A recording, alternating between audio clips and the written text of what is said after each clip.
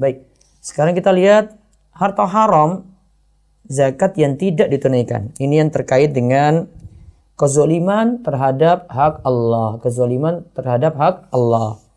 Baik, dibaca halaman 44. Harta haram, zakat yang tidak ditunaikan. Allah telah menciptakan seluruh makhluk dan juga telah menjamin rizki mereka seluruhnya. Allah berfirman, "Wa ma min dabbatin fil ardi illa 'alallahi rizquha." Dan tidak ada suatu binatang melata pun di bumi, melainkan Allah lah yang memberi rizki. Hud ayat 6. Terus, "Wa ka'ayyin min dabbatin la tahmilu rizqaha Allahu yarzuquha wa iyyakum." Dan berapa banyak binatang yang tidak dapat membawa mengurus rizkinya sendiri. Allah lah yang memberi rizki kepadanya dan kepadamu. Al-Ankabut ayat 60. Ya. Terus, sebagian manusia memperoleh rizkinya dari pengguna jasa mereka dalam bentuk upah. Mereka adalah kaum buruh, pegawai, dan orang upahan. nah, yang perlu dipahami terlebih dahulu, ya, kita harus yakin rizki itu sudah dijamin oleh Allah. Rizki kita semuanya. Rizki kita sudah dijamin oleh Allah. Nah, sebagian manusia itu memperoleh rizkinya dari pengguna jasa mereka dalam bentuk upah. Ada situ kaum buruh, pegawai, dan orang upahan. Terus. Dan sebagian manusia mendapatkan rizkinya dari harga barang yang mereka hasilkan. Mereka adalah kaum produsen dan petani. Nah, di situ ada produsen petani, mereka jual barang mereka, hasil mereka. Petani jual hasil taninya, kemudian para pedagang, produsen itu menjual barang-barangnya. Ya, terus. Dan ada sebagian manusia yang mendapat rizkinya dari keuntungan selisih harga barang yang mereka beli dengan harga barang yang mereka jual. Mereka adalah kaum pedagang. Nah, itu pedagang dari selisih modal yang mereka pasang, kemudian keuntungan yang mereka itu peroleh. Terus. Dan juga ada sebagian manusia, rizki mereka bukan karena barang atau jasa yang mereka berikan kepada pihak kedua, akan tetapi karena status mereka sebagai kaum fakir dan miskin, rizki mereka berada di tangan orang-orang yang wajib zakat. Nah, kalau rizki sudah dijamin, namun masalahnya ada mungkin orang yang tidak bisa bekerja atau sudah bekerja namun kebutuhannya tidak terpenuhi, atau dia punya masalah hidup, terlilit utang sehingga dia jatuh fakir miskin, ya. Jadi ada orang yang fakir dan miskin, Allah jamin rizkinya, Allah jamin rizkinya itu lewat orang-orang kaya. Lewat orang-orang kaya. Lewat harta zakat, ya, lewat harta zakat orang-orang kaya. Allah jamin rizkinya di situ. Allah berfirman, "Walladzina fi amwalihim haqqum ma'lum lis-sa'ili wal mahrum." Al-Ma'arij ayat 24 sampai 25. Dan orang-orang yang dalam hartanya tersedia bagian tertentu bagi orang miskin yang meminta dan orang yang tidak mempunyai apa yang tidak mau meminta. Ya, Quran surat Al-Ma'arij ayat 24 sampai 25. Walladzina fi amwalihim haqqum ma'lum. Dalam harta mereka itu tersedia bagian tertentu lisail, pada orang yang meminta-minta, wal mahrum, dan orang yang tidak mempunyai apa-apa, yang tidak mau meminta. Dia punya harga diri, dia tidak mau minta, dia mau kerja namun kebutuhannya tetap tidak bisa terpenuhi. Terus ayat di atas menjelaskan bahwa zakat yang merupakan rizki para kaum lemah telah ditentukan Allah persentasenya pada harta orang kaya. Maka tidak cukup jika dikeluarkan sekehendak pemilik harta. Nah, lihat ya, zakat yang merupakan rizki, tadi ya, rizki fakir dan miskin, telah ditentukan oleh Allah. Telah ditentukan oleh Allah persentasenya. Ya, berapa persen itu? 2,5%. Ada yang 5%, ada yang 10%. Ya, ada yang 20%. Telah ditentukan oleh Allah persentasenya. Sehingga zakat ini tidak boleh dikeluarkan semau kita. Tidak boleh dikeluarkan semau kita. Yaitu tidak boleh semaunya orang kaya. Saya mau, sudahlah, saya sedekahkan saja. Oh, nggak bisa, ada ketentuannya. Ya, ketentuan zakat tadi ada angkanya, ada 2,5%, 5%, 10%, 20% gitu. Makanya di dalam buku panduan zakat tadi saya katakan panduan zakat minimal 2,5%, karena minimal zakat itu 2,5%. Ya, terus. Bila mana diketahui bahwa zakat bagi fakir miskin sama artinya dengan upah bagi seorang pekerja dan sama dengan harga barang yang diberikan pembeli kepada penjual, maka sebagaimana Allah mencela orang yang telah menggunakan jasa buruh namun menunda-nunda upahnya atau sama sekali tidak diberikan, maka Allah juga mencela orang-orang yang menahan rizki kaum du'afa. Nah, kalau ada majikan menunda, ya, ada majikan menunda membayar gaji pegawainya, ditunda berbulan-bulan. Ini kan zolim. Ini zolim pada pegawai. Ya, ini zolim pada pegawai. Maka kalau orang kaya juga, ia tunda membayar zakat, enggan bayar zakat, berarti sama tadi ya, berarti ia telah menzolimi orang miskin. Ya, ia telah menzolimi orang miskin. Ya, terus. Pencelaan terhadap orang yang menahan upah buruh dapat dicerna oleh logika dan naluri manusia. Akan tetapi pencelaan terhadap orang-orang yang menahan rizki fakir miskin tidak demikian halnya. Nah, lihat ya. Kalau buruh belum digaji, wah ini kalau zaman saat ini itu bisa didemo habis-habisan itu. Namun kalau orang miskin itu belum dikeluarkan zakat, nah tidak ada yang bertindak seperti itu. Karena tidak merasa kalau dia ini telah zolimi orang miskin dengan nahan harta seperti itu. Dia tidak keluarkan zakatnya. Jadi ya sama seperti buruh yang belum diberi gaji, padahal keringatnya sudah keluar. Sama keadaannya seperti itu. Terus oleh karena itu, Islam datang mewajibkan kepada orang-orang yang telah memenuhi syarat untuk menunaikan zakat dan menjadikan kewajiban zakat sebagai salah satu rukun Islam, serta mengancam dengan siksaan yang berat bagi orang yang tidak menunaikannya. Dikarenakan orang yang menahan zakat telah menzalimi pihak kaum du'afa yang tidak berani mengambil rizki mereka yang berada di genggaman orang-orang yang kaya. Nah, telah zolim. Orang yang enggan bayar zakat ini telah zolim pada orang-orang miskin. Karena kan orang miskin gak mungkin paksa orang kaya untuk keluarkan zakatnya untuk dia gitu. Itu haknya dia tidak mungkin paksakan gitu.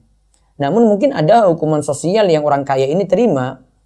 Sering dirampok, orang miskin cemburu padanya, mungkin dia dipalakin. Ya. Ada saja cara-cara seperti itu ya. Karena memang kecemburuan sosial gitu. Ya. Beda kalau dia dapati orang kaya yang peduli ya. Orang kaya yang peduli. Artinya sering bantu orang gitu. Enggak mungkin dia apa-apain itu. Nah, maka dari sini kita lihat kalau orang kaya yang menahan zakat, dia telah menzolimi kaum du'afa. Dia telah menzolimi kaum miskin. Karena orang miskin tidak mungkin ngambil harta yang seharusnya jadi haknya itu pada orang-orang kaya tadi. Nah, terus sungguh kezaliman yang sangat besar jika kaum fakir tersebut tidur dengan perut lapar dan badan tidak terbalut kain, sedangkan rizki mereka telah ditentukan Allah pada harta orang-orang kaya di sekeliling mereka, cukup untuk menutupi kebutuhan pokok mereka. Namun orang-orang kaya tersebut tidak memberikannya. Nah, asalnya ini ya, ingat ya, asalnya harta zakat itu menutupi kebutuhan pokok orang-orang miskin. Maka ini dari sisi penyaluran zakat yang tepat tuh seperti ini. Menutupi kebutuhan pokok orang-orang miskin. Padahal kita tahu zakat itu ditunaikan setahun sekali. Karena menunggu haul. Taruhlah dia biasanya menunaikan pada Ramadan 1441 Hijriah dia sudah keluarkan zakat hartanya, maka nanti akan ketemu lagi dengan Ramadan 1442 Hijriah, dia keluarkan zakat lagi. Ya, jadi zakat ini tentunya kebutuhan pokok gimana? Setahun. Karena bertemu dengan kewajiban zakat lagi kan setahun itu. Maka orang-orang miskin dapat dipenuhi kebutuhannya seperti itu. Coba kalau semua orang kaya di Indonesia menutupi kebutuhan satu orang miskin, dia tanggung deh. Insya Allah pengentasan kemiskinan itu bisa jalan. Dia pegang satu orang miskin, dia kasih harta zakatnya untuk orang ini, nah itu akan tertutupi itu dengan izin Allah.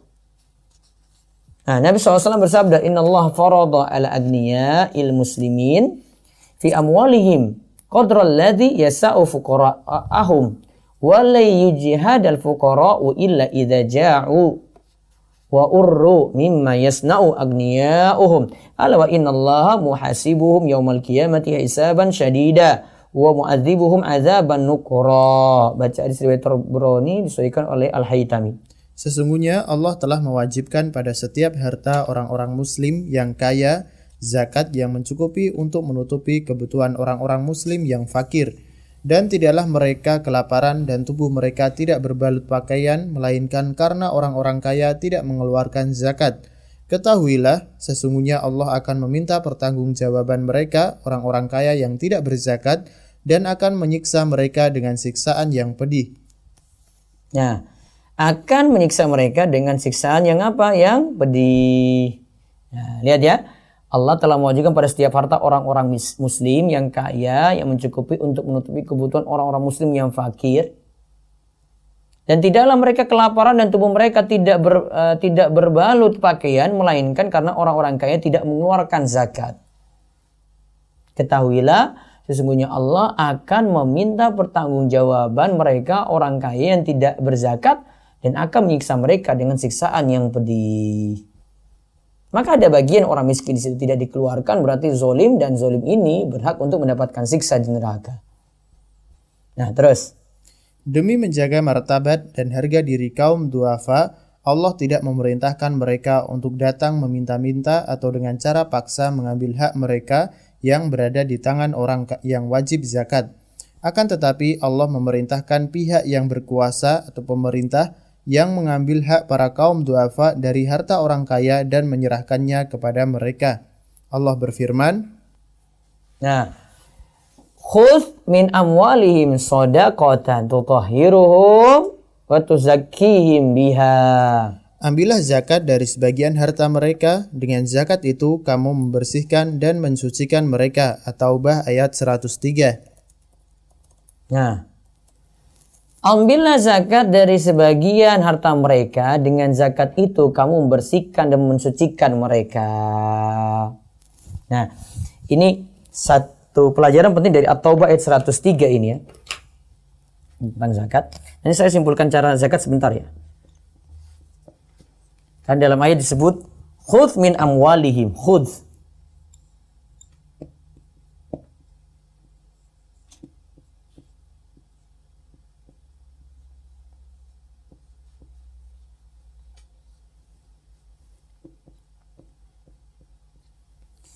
Ambillah dari harta mereka.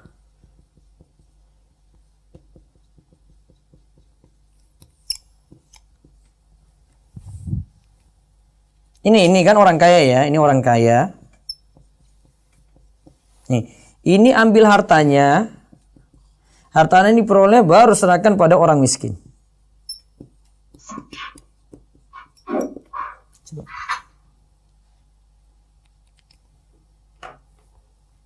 Ya, ini orang kaya ya. Ambil hartanya, kemudian serahkan pada orang miskin. Nah, misalnya ada kasus nih, orang miskin ini ternyata punya utang.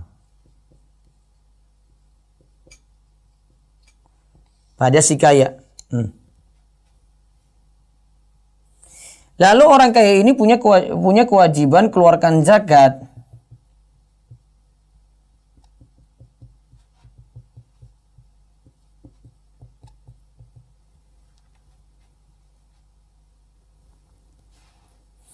Nah, boleh atau tidak di sini? Ini utangnya tadi. Ini misalnya ada 10 juta lah. Utang. Pas di sini orang kaya ini punya kewajiban keluarkan zakat 10 juta juga. Boleh atau tidak orang kaya ini ya sudah ya, utangmu lunas. Kan saya punya kewajiban zakat, saya mau serahkan padamu gitu. Nah, yang lebih ahsan adalah gini, harta ini kan milik orang miskin. Maka 10 juta ini tetap kasih ke dia. Karena disuruh ambillah. Ayat itu kan tadi disuruh ambillah. Jadi keluarkan dulu. Jangan langsung main impas gitu, enggak. Jangan langsung ini 10 juta, sudah ya. Nah, jadi enggak ada apa-apa yang keluar kan berarti. Disuruh ambil. Kalau praktek ayat itu ambillah. Maka 10 juta itu keluarkan. Kasih ke orang miskin. Terus sambil tagih gini. Ya. Gimana? Nah, ini misalnya dia cuma punya masalah ini saja miskinnya ya. Taruhlah dia punya orang berutang lah. Kalau saya mau sebut orang miskin nanti, kok orang miskin bisa punya uang begitu. Nah, ini ada orang gitu ya. Nah, kasih ke dia ini, orang A ini. Ya. Kemudian bilang kepada dia, kemarin kan kamu punya utang ke saya. Ini zakat saya, ini saya serahkan. Gimana utangmu? Mau dibayar atau tidak? Nah, bisa jadi dari 10 juta ini, dia keluarkan dulu. Nah, iya saya bayar. Maaf. Kemarin saya belum punya uang, sekarang saya sudah punya harta zakat darimu, saya bayar kamu 5 juta. Kenapa tidak bisa langsung impas-impas saja gitu? Enggak ya, karena disuruh ayat ini khus min amwalihim. Ambillah dari harta zakat mereka. Nah, ini ada satu pembahasan di rumaiso.com, saya bahas ini. Saya sertakan linknya.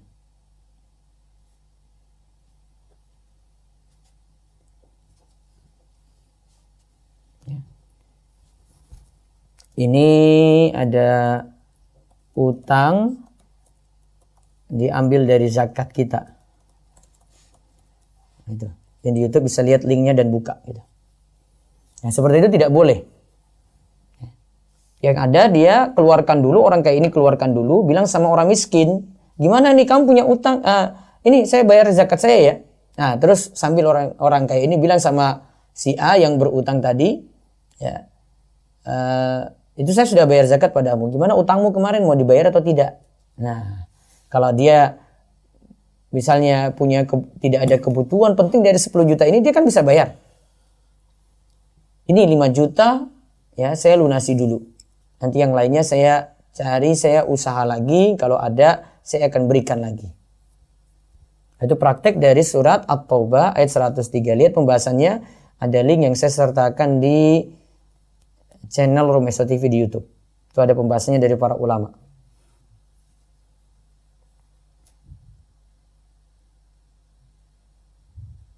Ya. Nah, terus perintah untuk menarik zakat. Perintah untuk menarik zakat dalam ayat di atas ditujukan kepada Nabi Shallallahu Alaihi Wasallam yang juga pemimpin pemerintahan Islam kala itu. Bila orang yang wajib zakat menunda menunaikan rizki fakir miskin ini, maka Islam menjatuhkan sanksi kepadanya dengan memerintahkan pihak berwenang untuk menarik zakat dan menyita setengah hartanya. Nabi Shallallahu Alaihi Wasallam bersabda, nah lihat ya, bila orang yang wajib zakat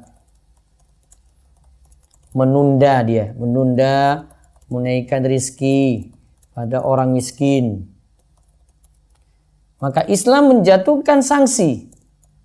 Islam itu menjatuhkan sanksi kepadanya dengan memerintahkan pihak berwenang untuk menarik zakat dan menyita setengah hartanya. Dipaksa dia pihak berwenang untuk menarik zakat dan menyita setengah hartanya. Jadi lihat di sini yang menarik zakat ini kan amil. Amil punya otoritas untuk menarik. Jadi kalau para ulama lihat dari isyarat kalimat tasarrufan di sini, ini sebut amil zakat itu karena dalam ayat itu disebut dengan amilina 'alaiha.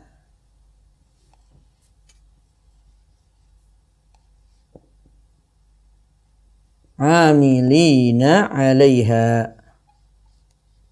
Atau bait 60 ya, nanti dicek. Amil berarti sifat amil zakat itu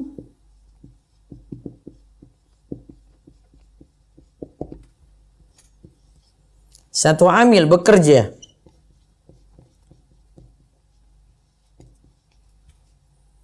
Ya, dia itu bekerja.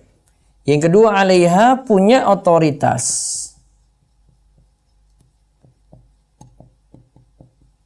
Dari sini ya, bisa memaksa. Jadi kalau tidak bayar zakat, nah hartanya bisa disita tadi itu. Seperti cerita di sini. Hartanya bisa disita. Tidak bayar zakat, hartanya bisa disita.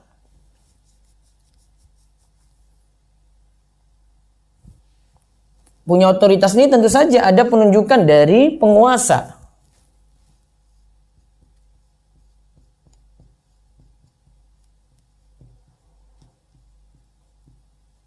Ada penunjukan dari penguasa.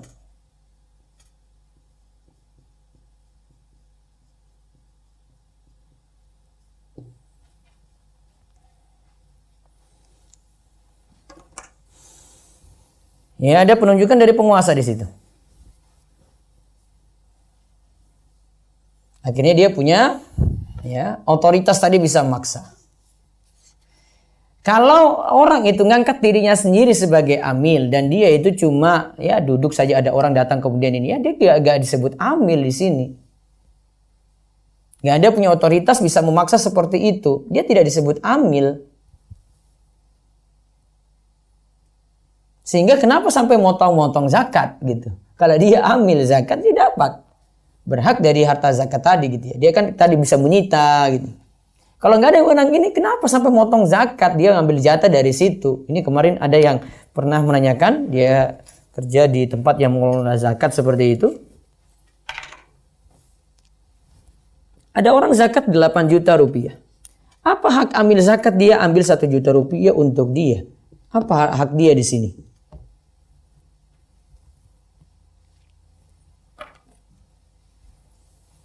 Sedangkan 8 juta ini dia masih bagi ke 1000 orang misalnya. Atau 100 orang lah. Dia masih bagi kepada 100 orang. Dia sendiri dapat utuh 1 juta rupiah. Itu baru satu muzaki itu yang keluarkan. Padahal dia kalau dari sisi syarat disebut amil zakat tidak. Dia bukan amilina 'alaiha itu. Ngangkat dirinya sendiri kok. Kenapa dia potong zakat? Bukankah orang miskin lebih berhak di situ? Orang miskin gak pernah makmur, dia yang makmur sendiri.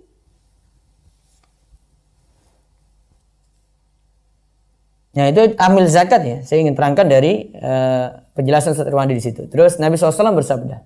Nabi SAW bersabda, Wa man mana'aha fa inna akhidhuha wa syatra malihi azmata min azamati rabbina.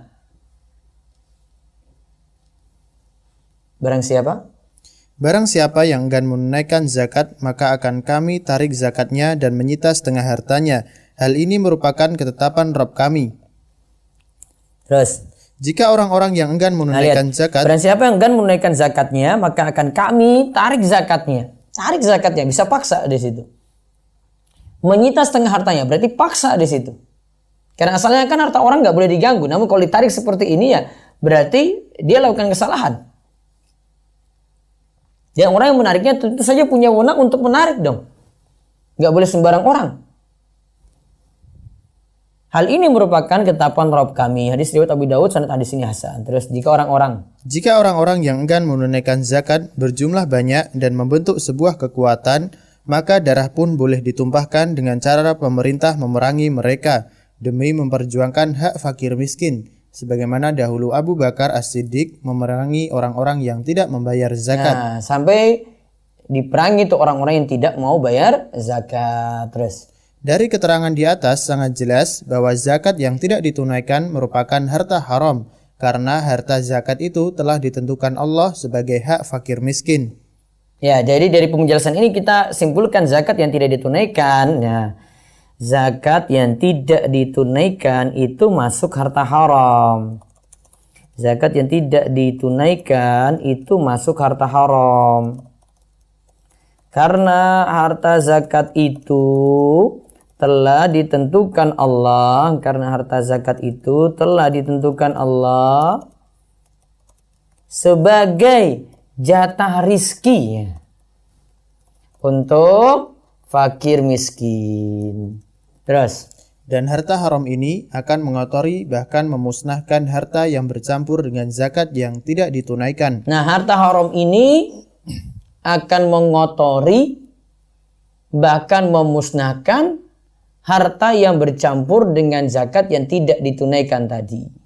Terus, Diriwayatkan bahwa Nabi Shallallahu Alaihi Wasallam bersabda, man adda zakata malihi faqad dzaba anhu syarruhu. barang siapa yang telah menunaikan zakatnya, niscaya hilang kotoran dari hartanya. Nah, man adda zakata mali, siapa yang tunaikan zakat hartanya, maka telah hilang kejelekan dari hartanya. Berarti kita simpulkan tadi ya, ini zolim. Nah, sekarang cara membersihkan harta haram ini bagaimana? Ya, baca. Harta haram ini harus dibersihkan dengan cara menghitung jumlah zakatnya sesuai dengan jenis harta berdasarkan ketentuan syariat tentang zakat. Jika harta tersebut masih dimilikinya, maka wajib dikeluarkan secepatnya setelah sebelumnya bertaubat kepada Allah dan berjanji untuk tidak mengulangi serta menyesali perbuatannya. Ya. Jika hartanya telah berkurang atau lenyap sama sekali, harta haram ini tetap berada dalam tanggungannya dan wajib berniat untuk mengeluarkannya seandainya Allah memberikan rizki kepadanya. Jika dia wafat dalam keadaan ini, semoga Allah mengampuni dosa-dosanya. Nah, lihat ya cara membersihkan harta ini. Yang pertama dibersihkan dengan cara menghitung jumlah zakatnya dengan jenis harta berdasarkan ketentuan syariat. Nanti kita akan lihat sekilas, nanti saya akan jelaskan tentang ketentuan syariat terkait hitungan zakat tersebut. Jika harta tersebut masih dimilikinya, maka wajib dikeluarkan cepat. Berarti dibersihkan dengan cara menghitung jumlah zakatnya, lalu dikeluarkan segera.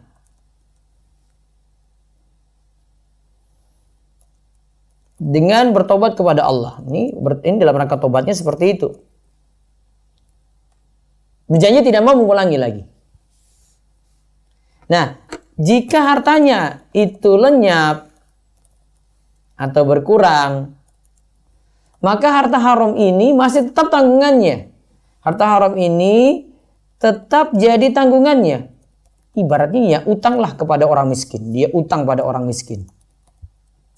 Ya, utang pada orang miskin. Terus jika dia meninggal. Jika dia meninggal dan belum membersihkan hartanya dari harta haram ini, maka menjadi kewajiban ahli warisnya untuk mengeluarkan zakat-zakat pada tahun-tahun berlalu sebelum harta tersebut dibagikan kepada ahli waris. Karena Allah berfirman, Min ba'di wasiyati yusi biha audain. pembagian-pembagian tersebut untuk ahli waris sesudah dipenuhi wasiat yang ia buat atau dan sesudah dibayar hutangnya. An-Nisa ayat 11. Terus ayat di atas. Ayat di atas menjelaskan bahwa warisan baru boleh dibagi setelah dibayarkan hutang-hutang si mayat. Sedangkan zakat adalah hutang si mayat kepada Allah yang wajib dibayarkan kepada fakir miskin dan asnaf lainnya. Nah, lihat ya. Ini jika hartanya itu lenyap tadi terus. Jika dia meninggal. Ya, jika dia meninggal dunia, maka masih jadi utang dari si mayit.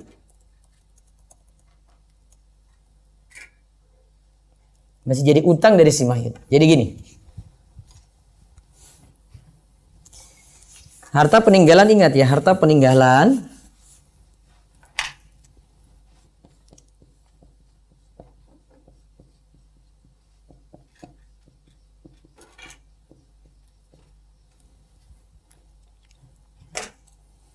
akan dikeluarkan untuk urutannya ya. 1. Pengurusan jenazah.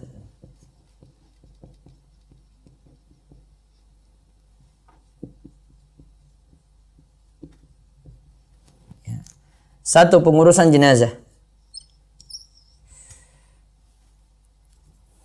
2, bayar utang. Termasuk ada di sini yang kita bahas, utang zakat.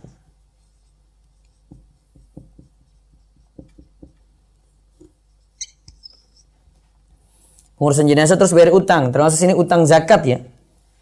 Terus 3, wasiat. Wasiat namun tidak boleh lebih daripada sepertiga harta.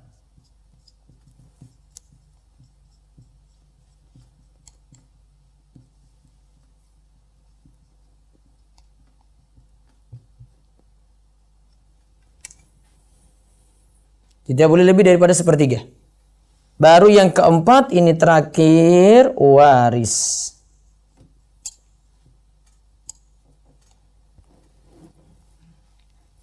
Sebagai warisan. Harta peninggalan 1 miliar. Maka salurkan dulu untuk ini. Jika ada sisa lagi nanti untuk ini. Bayar utang, kalau ada sisa lagi. Ada wasiat enggak untuk ini? Kalau ada sisa baru untuk waris. Waris terakhir. Jangan jadikan waris nomor 1 gitu. Bisa jadi kan harta peninggalannya 1 miliar, utang 990 juta. Harta waris 1 miliar, utang 990 juta, sisa 10 juta saja tuh warisan. Jangan mikir 1 miliarnya untuk waris. Harta peninggalan seperti itu ya. Maka jika harta zakat itu belum tunaikan, nah itu ada diambil dari harta peninggalan tuh. Masuk nomor 2. Ada utang zakat. Nah, dari bahasan ini kita simpulkan gini ya, pemirsa sekalian. Mengikuti sekolah fikih muamalat.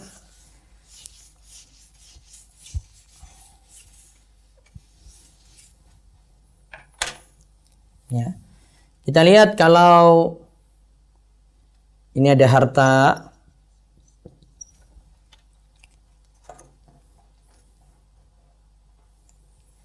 kita ingin keluarkan zakat ya.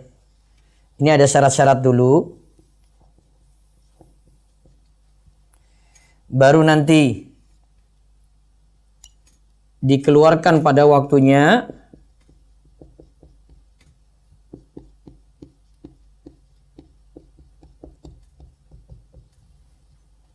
Ya, sebagaimana bayar utang itu ada waktunya kan? Ini ada waktunya juga. Terus di sini penerima zakat diserahkan pada penerima zakat. Ya, diserahkan pada penerima zakat.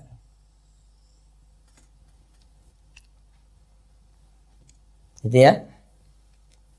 Ada syarat-syarat zakat ini dulu. Saya ringkaskan sedikit untuk syarat-syarat zakat ini bisa diingat dan dicatat.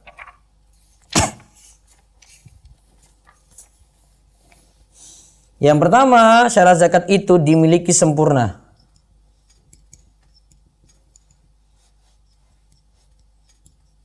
Harta itu dimiliki sempurna.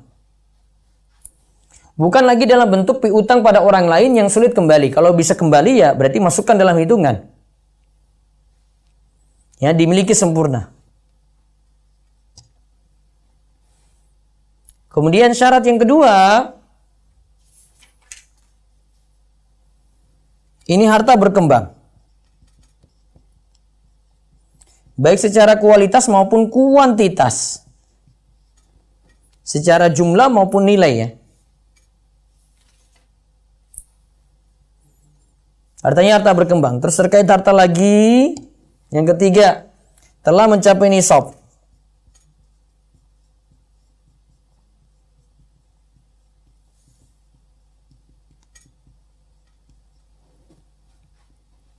Telah mencapai nisab. Misalnya nisab emas. Punya emas berapa? 20 dinar.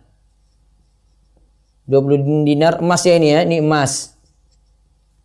Sama dengan 85 gram emas murni. Jika ini sudah dicapai, berarti ada zakat untuk emas. Tapi kalau ini tidak tercapai baru 20 gram, maka tidak ada zakat. Sampai nisab dulu. Baru yang keempat,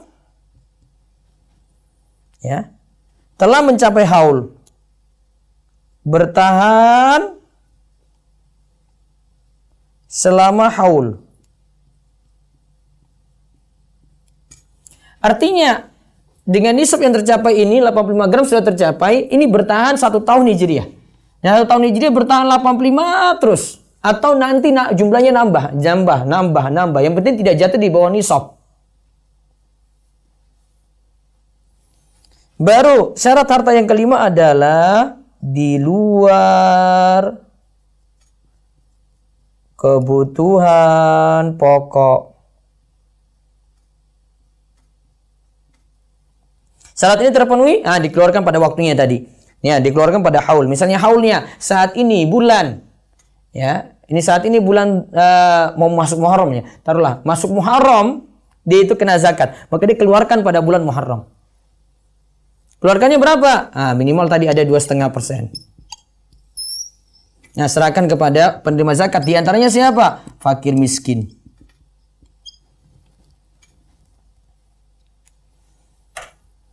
Coba perhatikan ini baik-baik.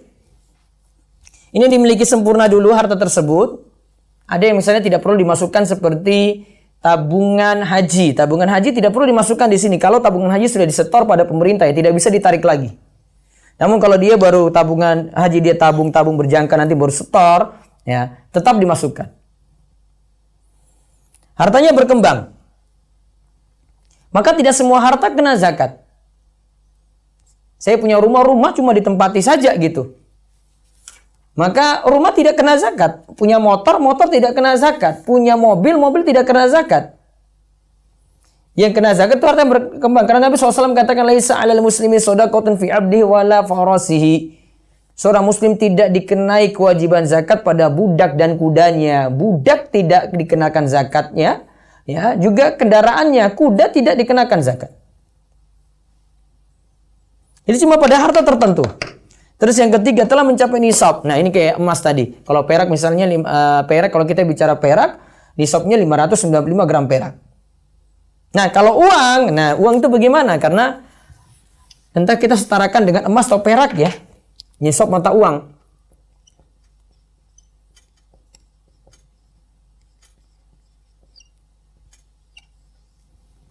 Kan entah nisab emas atau perak ya. Kalau nisab emas itu 85 gram emas ya.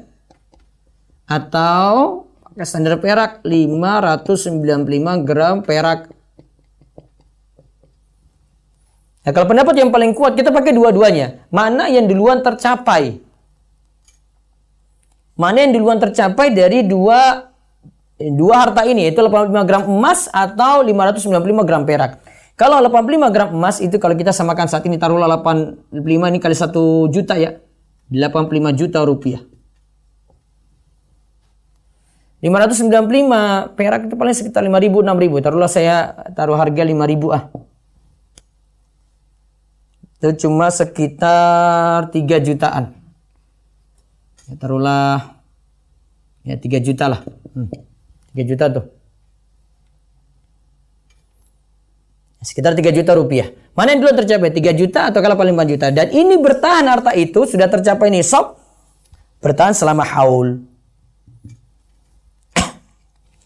Maka bayar zakat itu nantinya setahun sekali. Kecuali nanti zakat hasil pertanian. Nanti tiap kali panen.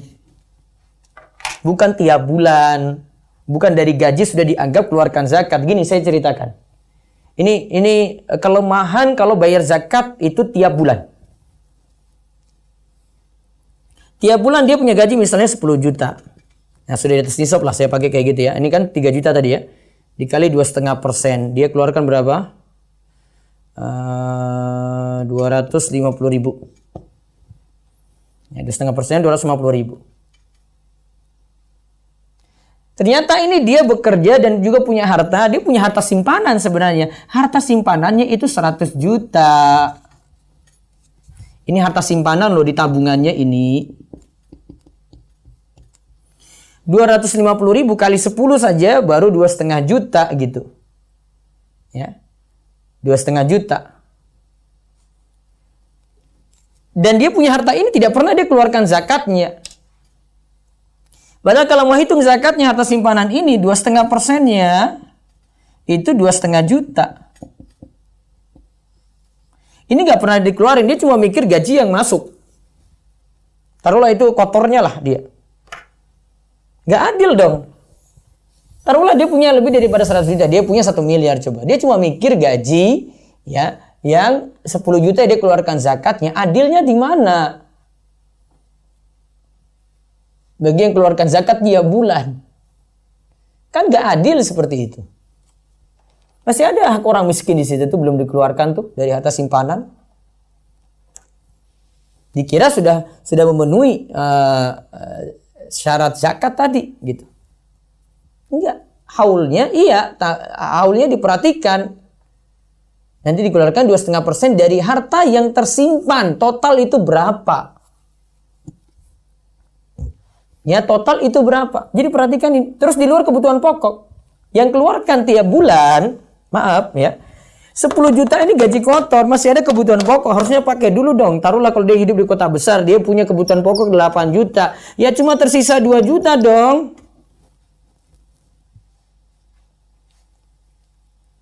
Taruhlah kalau untuk kebutuhan pokoknya habis. Ya untuk kebutuhan pokoknya 9,5 juta. 500.000 ini untuk pegangan saja. Nah, gimana mau ditarik zakatnya? Nggak adil.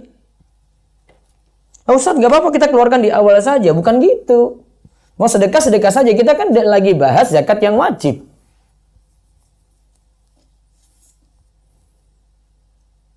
Nah, kalau ini sudah terpenuhi, baru nanti pas haul itu keluarkan 2,5%, salurkan kepada 8 asnaf. Ya, penerima zakat. Kalau di buku ini kami terangkan di halaman 111. Nanti lihat di At-Taubah ayat 60. Surat At-Taubah ayat 60. Allah itu katakan, innamas shadaqatu lil fuqara wal masakin wal 'amilina 'alaiha wal mu'allafati qulubuhum wa fi riqab wal gharimin wa fi sabilillah wa ibnis sabil faridatan minallah wallahu alimun hakim. Sesungguhnya zakat-zakat itu hanya untuk orang-orang fakir, terus orang-orang miskin, terus amil zakat, terus para mu'allaf yang dibujuk hatinya, terus untuk memerdekakan budak, terus untuk orang-orang yang terlilit utang, yang ketujuh untuk jalan Allah, itu fisabilillah, dan yang kedelapan untuk mereka yang sedang dalam perjalanan kemudian terputus perjalanan, ibnu sabil. Fakir, miskin, amil zakat, mu'allaf, orang yang ingin dilembutkan hatinya, yang terlilit utang. Yang keenam itu memerdekakan budak. Yang ketujuh itu untuk fisabilillah. Yang kedelapan itu untuk ibnu sabil.